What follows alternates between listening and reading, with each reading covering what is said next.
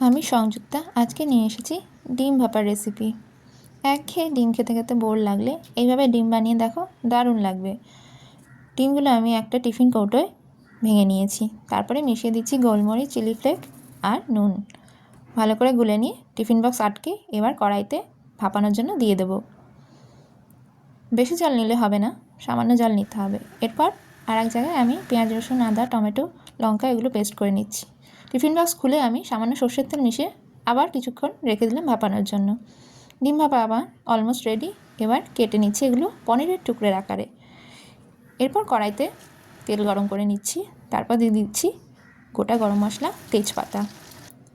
আলু দিয়ে ভেজে নেব। আলুর মধ্যে দিচ্ছি সামান্য নুন আর হলুদ। আলুর সাথে আমি ডিম ভাপার টুকরোগুলো ভেজে নেব। ভালো করে ভেজে নিতে হবে। ডিম ভাপার টুকরোগুলো এইভাবে ফুলে ফুলে উঠবে।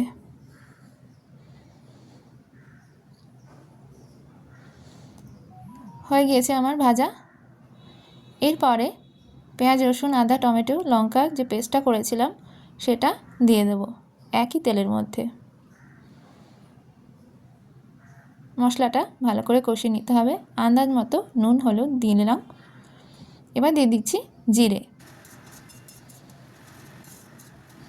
জিরের গুঁড়ো আর দিয়েছি সামান্য গোলমরিচ।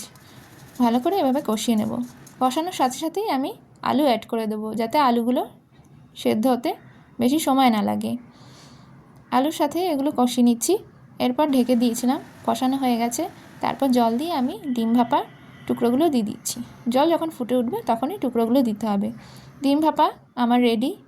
সাজানোর জন্য আমি ধনেপাতা দিয়ে দিচ্ছি। এইভাবে তোমরা খেয়ে দেখো।